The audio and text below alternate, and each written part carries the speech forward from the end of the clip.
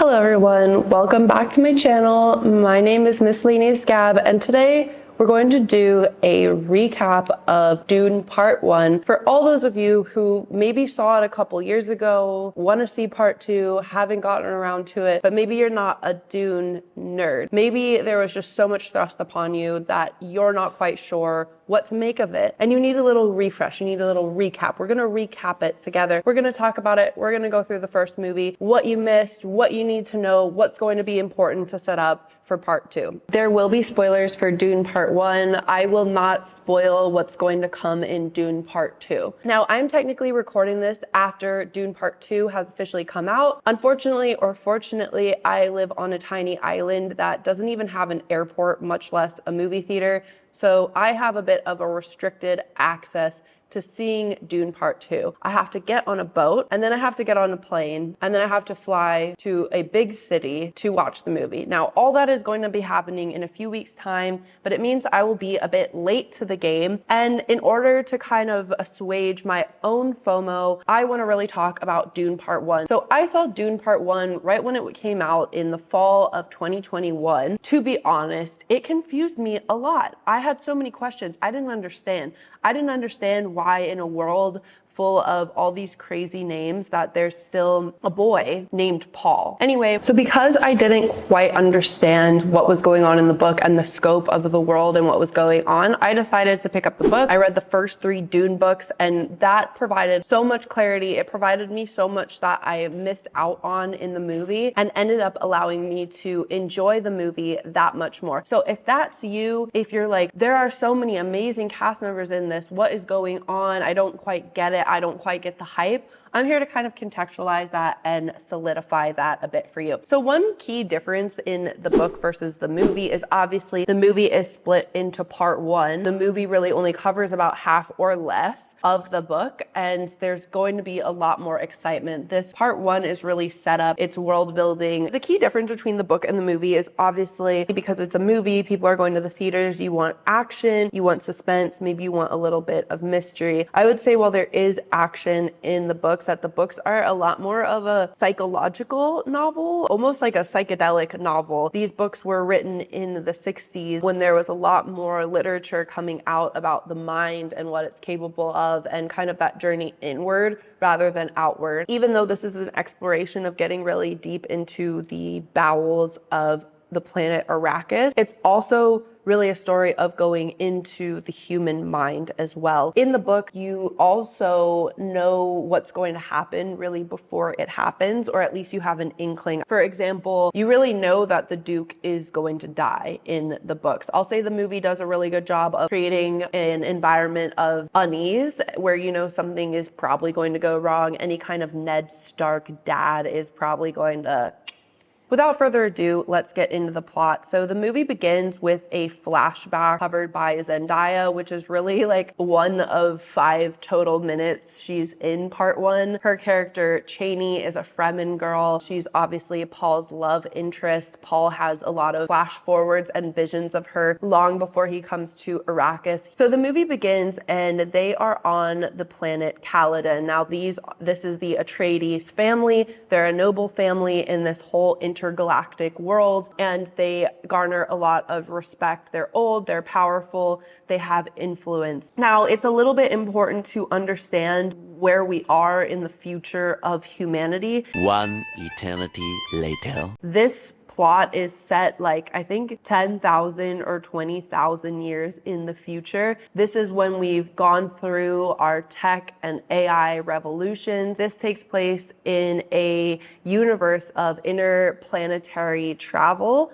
but a severe lack of technology. There was this jihad that forbid machines that were created to think like humans. So thinking AI, thinking smart devices, computers, that was banned a long time ago because it almost destroyed humankind. So what do you have in this world of Dune? Instead of having computers thinking like people, you have different kinds of people who maybe think like computers or who are almost superhuman, not necessarily because they were born with any special powers, but because they've trained their mind to really unlock that whatever percent that we don't use, that maybe we rely on technology for. We have Duke Leto Atreides. He is played Oscar Isaacs, who I just love. You just love him, really. Duke Leto is noble. He is good. You can see that he's a good father as well as a good duke. In the books, you get a little bit more information about just how loved he is by his people. His people are so loyal to him, and that is really one of the strengths of the Atreides house. You meet his son Paul again. Why are people naming their kids Paul in a world of cool names? Paul is a 15-year-old boy. Before you know anything else about Paul, you obviously know he is kind of functioning as a prince-like figure because he is the first and only male heir to this great family. The great things are expected of him from the time he is born. And right at the beginning, you have this guy. This man looks amazing. He sounds amazing. I guess this actor is a singer, and really he just kind of needed to come in, deliver a baller ass line, and just skedaddle out of there. So he is informing the Atreides house that Padishah Emperor Shaddam IV has required that the Atreides house move from their home planet of Caladan to the spice planet Arrakis to replace the Harkonnen as overseers and the guardians of the planet Arrakis, which is a harsh desert planet. It is the Dune planet, and it really is that like dune arid desert environment that actually caused Frank Herbert to write this film. He was really interested in ecology and geology, and the idea of the dunes in his, I think, Oregon, wherever he was, really fascinated him, and that really served as the impetus to this story. What is spice? The spice. He knows about the spice. This is an important thing that I do think the movie left quite vague. I left the theater thinking, is spice like a drug? Is it a like fertile soil? Spice is like the most valuable substance in pretty much the entire universe. And it is for several reasons. It is a multi-purpose spice melange. We obtain the spice melange. In the movies, it's said that it's used in space travel. Here's my dumbass in the theater thinking that they put the spice like in the fuel tank and it navigates them. No. It's actually known more for its psychoactive and geriatric properties. So the space navigators, the spacing guild, the people who are responsible for shuttling humans across the galaxy, take the spice because it gives them this ability to sense things in their future, which is obviously very important for space navigation, especially when it is space navigation kind of sans GPS, if you will. So it's super, super crucial to the commerce and the politics of the galaxy. It is also used by really rich people. It's like cocaine and oil. So it's an extremely valuable resource, but it's also abused and used by wealthy people, either for its geriatric properties to extend their lifespan. Spice is money, baby. Spice is king. They're basically like, hey, House Atreides, you need to go look after this planet. Whole premise of this film is quite interesting, and the book, it's like they're told that they have to leave and go to this like horrible planet where pretty much everyone knows it's like a setup for them to fail. It's very clear very early on that there are nefarious intents here, that the Harkonnen, they're known for being quite brutal. They're known for being abusive, abusers. They're not known for the same, while they are a great and powerful house, they're not known for having that noble quality, that loyal, that fierce, altruistic loyalty of the people that the Atreides house has. And then, of course, the Padishah Emperor has some nefarious intent as well. This is all a complete setup that it's a trap. They want to wipe the Atreides family off the face of the universe, contract these mercenaries called Sardaukar troops, as well as the Harkonnen, to just kill them all and basically end this great house. Which, why did they need to move them to another planet to do that? It's quite the dramatic setup. So we meet Paul Atreides, and the reason why Paul is such a important figure is because he's not only the son of Duke Leto, but he is the son of Lady Jessica. Lady Jessica is a Bene Gesserit. Bene Gesserit is like almost like a coven, if you will, of these women. Remember when I said that because you don't have computers and other technology, that it's more about what the human mind can do. So the Bene Gesserit is a very powerful religious, political force of all women who are highly trained and highly skilled. They have this ability to control their bodies on an absolute next level superhero level. They can control their heart rate, their breathing, their voice, their tone and inflection. They are extremely influential, able to get people to do things for them by using the voice. They can control the gender of their child, and basically they are the secret force behind a lot of the great families in the universe. So they go and become the mistresses and concubines of these powerful lords as a means of their genetic breeding program in order to create more women, more females who can study in the Bene Gesserit ways and go on to then continue creating really powerful people. Now, there is a big no-no that the Bene Gesserit are supposed to give birth to daughters. They're not supposed to give birth to sons. Lady Jessica actually fell in love with Duke Leto, so she has more of a vested interest in keeping him happy. He really wants a son.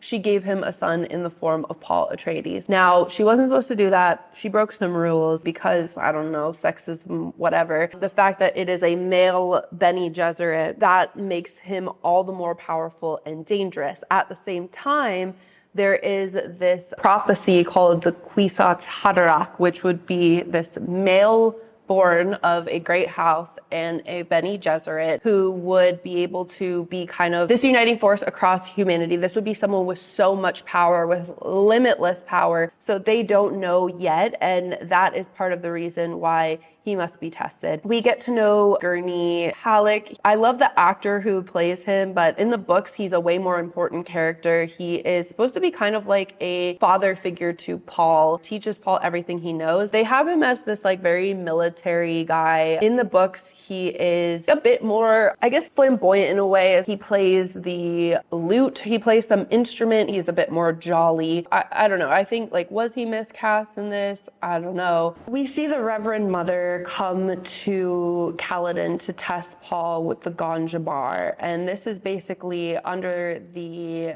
understanding that Paul is so powerful, he might be the Kwisatz Haderach regardless. He has really powerful blood in his veins, and with that power, they have to make sure he can handle that power. If he cannot control his emotions and his instincts, if he acts like an animal, then the Reverend Mother believes that he should die. No matter who he is, no matter whose kid he is, no matter what is prophesized, if you are going to move your hand from that very painful box, you should die. Paul passes the test. I think the character Paul is quite interesting because he's kind of bland in a way. I see some people say, like, did Timothée Chalamet not do a wonderful job of Paul? But it's also kind of how he is portrayed in the books. He's just a kid.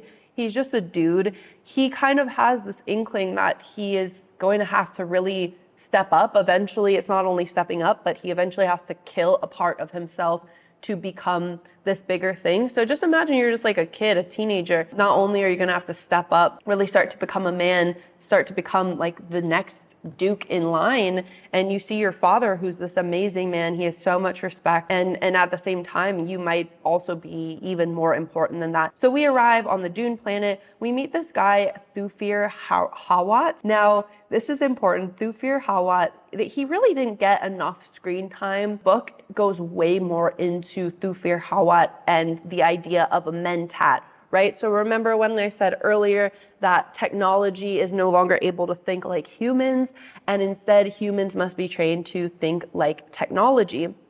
So we have Thufir Hawat, and he is a trained mentat, which means he is trained to have his brain think like a computer, which means he is capable of processing very large sums of data, of doing calculations really fast in his head. And someone like that is an asset to any powerful house. He's really a weapon. They're rare. Thufir Hawa is a very well-known mentat. He can predict things based on probability and statistics. What you don't see in the movie is that in the book, they actually want to train Paul as well to become a mentat. So Paul is just kind of a quadruple threat. He has like magic and destiny in his blood. He is the son of Duke Leto. He's training to be a mentat. He is the son of the Bene Gesserit. So a lot going on. There is just a lot riding on Paul as a character. But it's also very important, this was not underscored in the film, but there is also a mentat on the Harkonnen side named Piter de Vries. We do see him in the book, but it's not really as underscored as he is also a mentat, and these mentats are very important. We get off the plane, the boat, whatever, and first of all, Lady Jessica, she is absolutely slaying this outfit. Like, girl, I mean, it would be so uncomfortable with the wind and the sun, but absolutely fabulous, next level fabulous. I'm obsessed. And we hear the Fremen yelling things at Paul. Paul is a bit confused, and basically what they're yelling is they're wondering if he's going to be the Lisan al-Gaib. So remember when I said he might be the Kwisatz Haderach? Well, he might be the Lisan al-Gaib as well. The kid has a lot going for him. The Lisan al-Gaib is basically another term for an off-world prophet or messiah, and it still is relating to the Bene Gesserit. The Bene Gesserit have been on Arrakis. They have been here. They have been telling stories. They have been putting religion into the minds of the locals who think that there will be this person coming in and changing Dune forever. What is kind of the layout of Dune? When we get into Arrakis, which is the main city of Arrakis, I think this is something that the movie did so incredibly well. Denis Villeneuve got the inspiration for Arrakis half out of his mind and half based on Mayan architecture.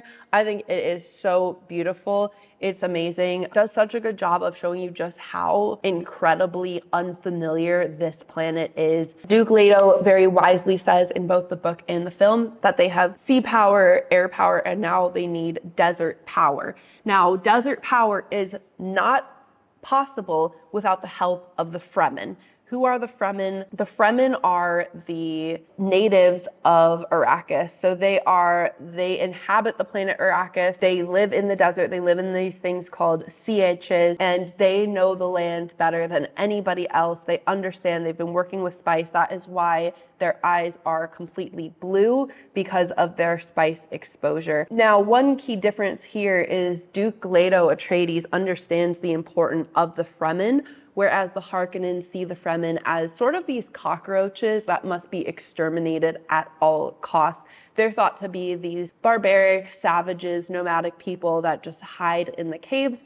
But what we see is that the Fremen are actually brilliant people who have their own societies and their own political systems, their own way of doing things, which is completely informed by the desert planet. There is nobody in the universe that understands the planet Arrakis, the Dune desert world, and understands how to work with it better than the Fremen. So anyway, they arrive at Arrakis, which is the fortress stronghold on Arrakis. We have Duncan Idaho, Jason Momoa, who really just, something changes when he doesn't have a beard. I think he's perfect for Duncan Idaho. Duncan Idaho has already made contact with the Fremen. That is his goal. Instead of to intimidate and squash out the Fremen, they want to team up with the Fremen. Jessica kind of knows, like, something's up, things are going on. And what in the book you find that Jessica actually finds a note from another Bene Gesserit who is married to House Harkonnen. But see, Bene Gesserit understand the girl code. It is hoes before bros. It is chicks before dick. So even if she's the concubine, mistress, wife, whatever of House Harkonnen, she is still looking out for her girl. She knows shit's hitting the fan. She leaves a message in code for Jessica to find. So quick editing note, this is me from the future again. I actually got this wrong. It wasn't a Harkonnen Bene Gesserit. It was Lady Fenring. Fenring was a man who was on Dune, on Arrakis, for the Emperor. He was there on behalf of the Emperor and part of like the Emperor's crew. He was not Harkonnen, but she left the note note for Jessica to find in the books that there was someone on their team that was going to betray them, and that her son Paul was in danger, and that there was something in his room that was going to kill him, which we do see actually as a scene in the movie. Jessica knows what's up. Everybody knows what's up in the book. See, that's the thing. We already know what's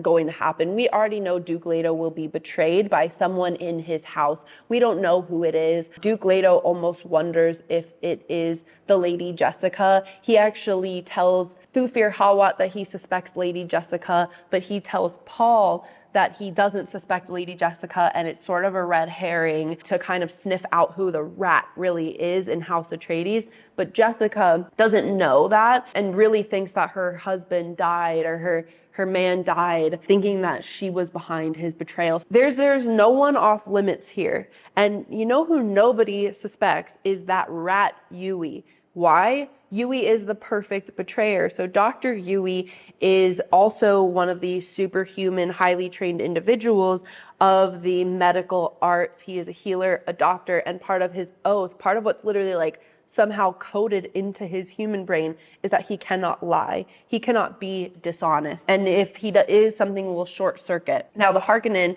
have taken his wife, who is also a Bene Gesserit, have taken his wife and are holding her hostage, and they're using that as leverage for why you must betray the Duke Leto, which of course he knows that he has no choice but to betray House Atreides, which is stupid because they're obviously going to kill his wife. Like, you're telling me you went to Harvard Medical School and you're a genius and you don't think that he will actually like still kill your wife? Because look at him. Now we're at the part of the movie where we meet the Baron Harkonnen. Look at this man. You think this man is trustworthy?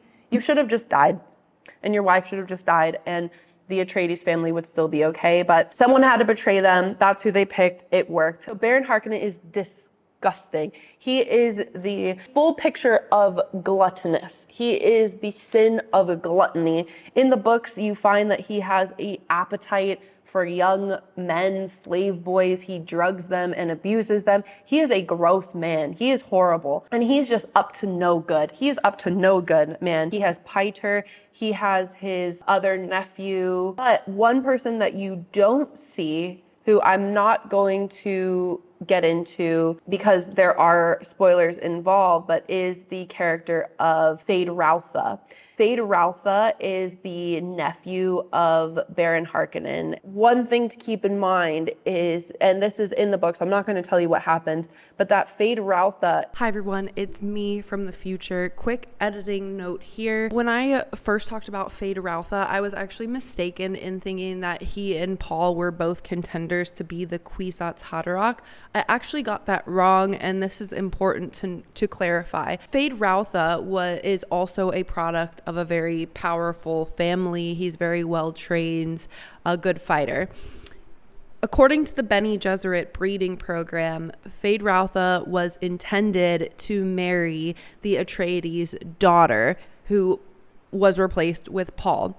Paul was not supposed to have been born. Jessica was supposed to have a daughter. Fade Routha and the Atreides' Bene Gesserit daughter were supposed to marry, thus creating the Kwisatz Haderach one generation later and on the Bene Gesserit terms. But where Paul might be compassionate and loyal, Fade Routha is only caring for the acquisition of powerful. Where we have a Gryffindor, we also have a Slytherin. He's just not made an entrance in Dune, but you better bet your bottom dollar that he's going to be coming in. He's played by Austin Butler. I'm excited. I am excited for Fade Routha. Atreides' house is kind of just getting to know people. They're getting to know Stilgar. They're getting to know the desert. They go out. We meet Liet Kynes. Now, in the books, Liet Kynes is a man, an older man, an ecologist, a scientist, who is put there to be this guardian of the change, this neutral party who's supposed to oversee the Atreides coming in and taking over from the Harkonnen. They chose a female to play this, which I'm all for, like for neutral characters being played by whether it's a different gender or a more diverse character. But in this case, Liet Kynes is Okay, this is a mild spoiler. I don't really think this is actually going to be a spoiler because I don't know how they can. Liet Kynes is there to just oversee things. Liet Kynes is accepted by both Fremen and non-Fremen. Now, it's kind of important to know because there are some scenes left out in the film about what else is going on, the political systems that are at work here on Dune. You kind of see Dune as this like solitary thing of like, sorry, you're on your own. In the book, they actually filmed this scene for the movie, but they cut it. They have a dinner party where Paul really starts to know like something is going on, something is wrong. You have the Spacing Guild. You have people who are creating still suits. You have so many people with vested interest in keeping Arrakis like a slave planet in a way, like just something that's there to be siphoned off. So all these altruistic visions that the Fremen have of terraforming the planet, of having water flow abundantly, you kind of know that there are these capitalistic and greedy forces at work that actively don't want that to happen, that are working against that. So they also don't like the Atreides family because they have their own agendas. They have this absolutely phenomenal scene where if you haven't seen the book, you haven't seen the movie, I don't care. You appreciated the sandworm scene. That is so intense. It just shows how the Atreides family is. And fun fact, in the movie, when you see them being like, we have 2 minutes until contact, 2 minutes until contact, if you actually time it, it is 2 minutes, which I love. I love that level of realism. The sound engineering, this is where Paul first comes in contact with the spice melange, and you realize that he's quite sensitive to it. Then we have a lot of bad stuff happen. Really, I don't want to go through this, but basically people come in and they attack. The Sardaukar are these savage mercenaries. They sound like Mongolian throat singers. They come from this jail planet, this terrible planet where they're just trained as savage warriors. They come in and they plan to literally extinguish the Atreides family after they've been there for like 5 minutes, which again, the whole premise is very interesting. But basically, the thing that you are supposed to know about this is like a huge no. This is a big deal. This is a bad thing that has happened because the Spacing Guild, the powers that be, the other people who are involved, the Emperor, had to have allowed the Sardaukar to enter the planet because space travel is extremely expensive. It's extremely like regulated as well. So they just can't come float on down and just be like, hey, what's up? Yeah, we really snuck in. There's a lot at work here, which is a huge problem. There is this level of conspiracy. The only way you can get out of being a bad player is to completely extinguish them and just being like, okay, this is the way it is. Because it's crossing a lot of lines. If this was simply just a conflict between the Harkonnen and the Atreides, that'd be one thing. But there is a greater conspiracy at work, and that is why it is such a big deal. So we see that Dr. Yui double crosses the Duke. This scene where the Duke Leto is laying there naked, and that is just with the tear rolling out of his eye. Oh my God. I love Duke Leto. One thing that's important to know about Dune is that they fight with melee weapons like knives and close range combat weapons because they wear shields, and shields are able to knock off bullets, and why having really highly trained warriors is so important. Now, the Atreides family has a lot of really great warriors. Duncan Idaho is renowned as a warrior, so that's why they want to take them out. So shit hits the fan. Paul and his mom escape. They now are having to be in the desert. They are desert people. This is when Paul starts to be like, okay, I'm starting to see my destiny. He gets like really angry with his mom in the tent as he's under the influence of spice. Like, why did you do this to me? Why did you make me into a freak? Because as Paul is now in the desert, as he's become exposed to spice and understands that he is part of a fate in a way, a destiny, where he's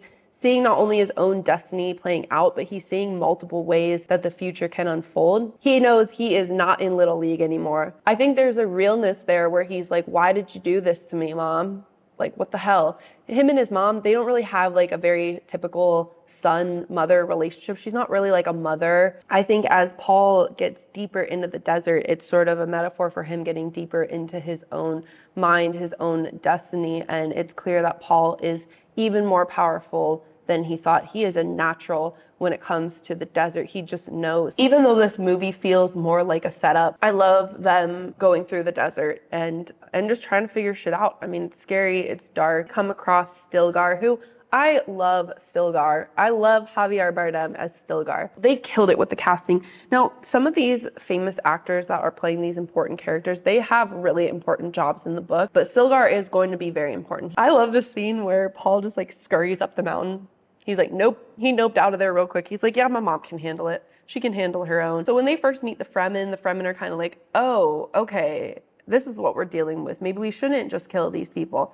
But there's this guy, Jameis, who is like, I don't want him here.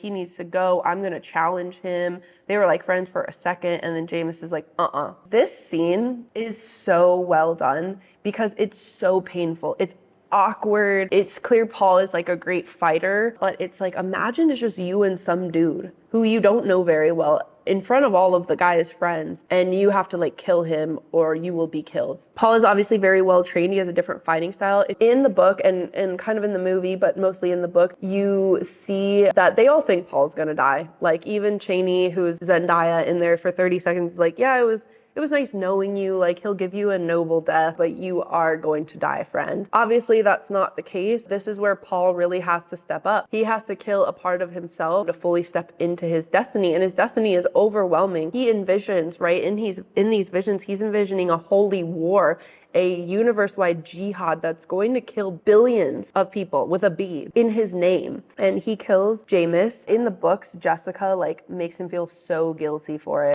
Okay, I'm sorry, you guys. My camera died. We don't have too much time left. This is probably gonna be so much fun to edit and make sure the audio all works out. So we've switched to a desk setup. We're just gonna go through like the last little bit of the movie. We talked about how Paul killed him, and this is really the moment where Paul becomes a man, where he sheds it. Zendaya is in this movie for approximately 5 seconds. Smugglers, you have ships.